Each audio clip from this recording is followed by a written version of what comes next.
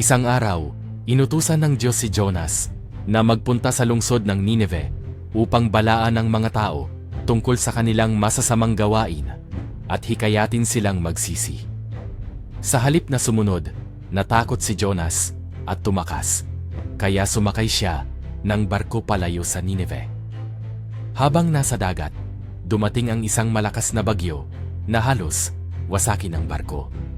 Natakot ang mga tripulante at nagdasal, ngunit napagtanto nila na si Jonas ang dahilan ng unos.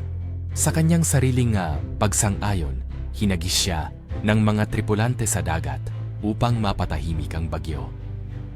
Sa kabila ng panganib, niligtas siya ng Diyos sa pamamagitan ng isang malaking isda na lumunok sa kanya. Sa loob ng tiyan ng isda, nanalangin si Jonas ng taimtim sa loob ng 3 araw at 3 gabi, humihingi ng tawad at tulong. Sa wakas, iniluwas siya ng isda sa dalampasigan. Muling tinanggap ni Jonas ang utos ng Diyos at nagpunta sa Nineveh upang ipahayag ang babala.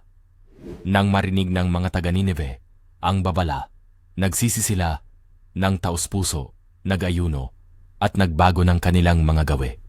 Dahil dito, ipinamalas ng Diyos ang kanyang habag at hindi na ipinataw ang kaparusahan sa kanila.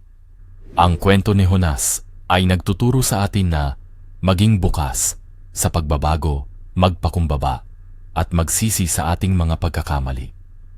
Pinapaalala nito na ang Diyos ay laging handang magpatawad sa sinumang tapat na nagsisisi at nagbabago ng puso.